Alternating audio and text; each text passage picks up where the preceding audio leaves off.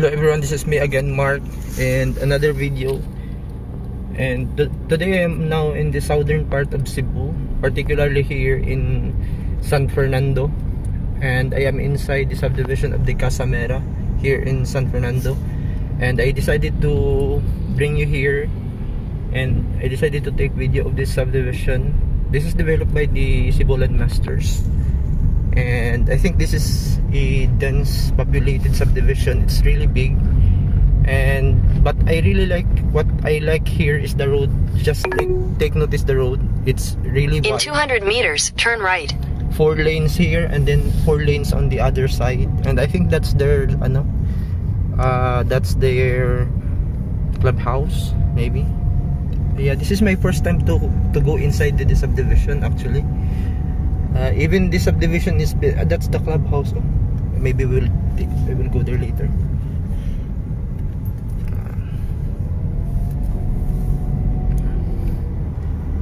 So this is the Casamera in San Fernando. Turn right, then turn left. I need to pick up something here, and I decided to take video lang. And these are the townhouses of Casamera. I think they don't have single detached here. All of the townhouse here are all of the townhouse here are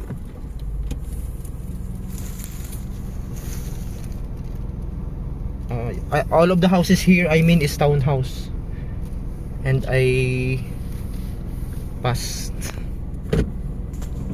so just take. I like it here because it has a nice Turn left. overlooking ocean. There is a ocean view there. Later when we go down, when we go back to the In 600 meters, your destination will be on the left. When we go back later on the highway, I will show you the ocean front, the ocean view of the subdivision. Dako siya nga subdivision eh. But I like it, dalan. That's the best with the subdivision. Dense pero dili siya samok. Kay dako siya dalan. Look at that oh. Di nakaset sila yung water dire. And I'm going up. Dako siya nga subdivision, but I like it kay dili siya samok. Dako siya nga subdivision pero dako pud og dalan. And I think this is the last phase of the subdivision dire. And we are going up. Ana pa day mga developments dire. Still ongoing pang development. Look at those houses. We're going up, up, up. You pull me up. I like the na siya overlooking dito dagat. Later on when we go down, I will show you the body of water. Yeah, overlooking from the subdivision. Nice dire. This is my first time actually. This is my first time to come here sa subdivision here. But it's nice. Nice silang subdivision.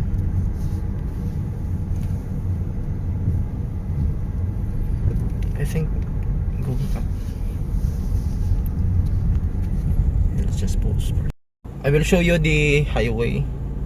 I am still now on the upper part of the San Fernando, Casamera. Then look at that highway na. Dira ay kita kayo overlooking kay dagat diri. Nice kayo ilang balay ano. Overlooking kay kita kay dagat. Nice kayo ng mga houses nga nagkana dira ay kana nga house ay nice kayo kay wala gyud ga-block sa ilang view sa dagat.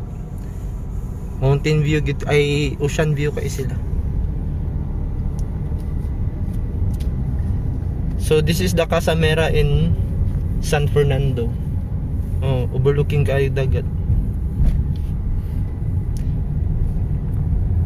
Shout out to those who are watching the video right now nya they are living here in Casamera.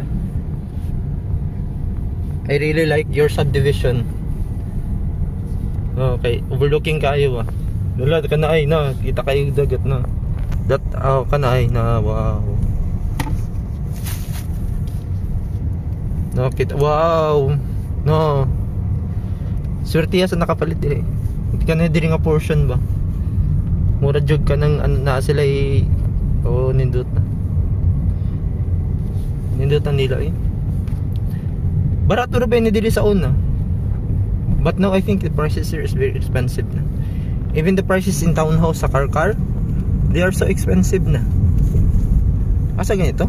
This is na? Diha ba? Or here? I don't know. Maybe here. So I will just take here lang. Dako makainigid. Makalilibog. Dako ka siyang subdivision. It's really big. Pero what I like here, although they are all townhouses, they have this very separate. They have this parking lot, and it makes them so organized. Kay that's the common that's a common problem when it comes to subdivision, Manggod. When the subdivision doesn't have parking, and magkagubot yun ang mga palibot. Just like this one, they have that all the townhouses, they have this parking. And although those some townhouses, they use their parking for the extension of their houses, pero they are still have nice one. That townhouse, alam mo. And I think this is the clubhouse of the Casa Mera.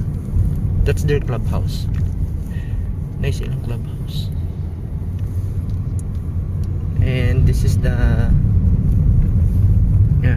clubhouse of the Casa Mera, and they have this overlooking to the dagat. And I really like the road. It's really wide, big. We will try to check the other amenities that they have here. Just like that what is that? The community road. This one ba? I don't know if that's clubhouse. I think that's kids play area or garden or something. That one. Nice, oy. Yeah, they have that swimming pool. Swimming pool. Yeah. Swimming pool and basketball court. That area over there. Nice. Nice. I think they have the other amenities on the other side. We will try to visit on the other side. Kaya they are still doing the works. They are still doing the construction, and those townhouses are still bare. And let's try to check on this other side here. I like that the corner one, and they developed their house into commercial, which is nice. Kay I see nga there are no daghan nga mga nagabaligya diri. Wala daghang nagabaligya diri. I only see one. That's the first house that I saw nga selling something sa ilang house. Unlike to the subdivision that I'm living, na daghan nagabaligya. Even in the corner, not the inner units, they are selling something sa ilang house. Mga abubot. What is this one? Yeah, there's another subdivision amenities here. That one, and I think it's another amenities. That one. It's basketball court, or I don't know what's that. It's a court, but I don't know what maybe tennis or pickleball something. But anyways, we'll just go back and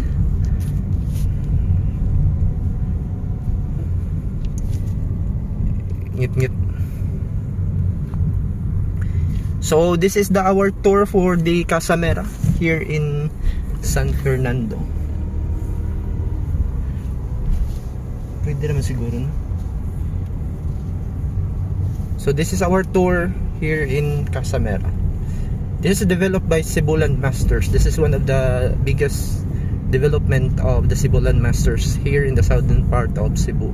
I think they have, I don't know if there is still available here, but maybe there are, and maybe reopen or resale, I don't know. But at least I just show you what's inside the subdivision and what's the amenities inside the subdivision, and maybe we'll get interested buying here and maybe you'll just search on the internet people selling houses here, and this is their subdivision, and that's already the highway. That's the highway of the San Fernando. So this has been me again, Mark. Thank you so much for watching this video, and please subscribe to my YouTube channel, share this video, and share and like and comment on this video. Thank you so much. So this is already the highway, going the highway, and there's a bus here outside because this is really a big community and it really needs a big transportation going to the city. And thank you so much. This has been me again, Mark, and this is already the highway of Southern Cebu. Thank you, bye bye, and God bless you all.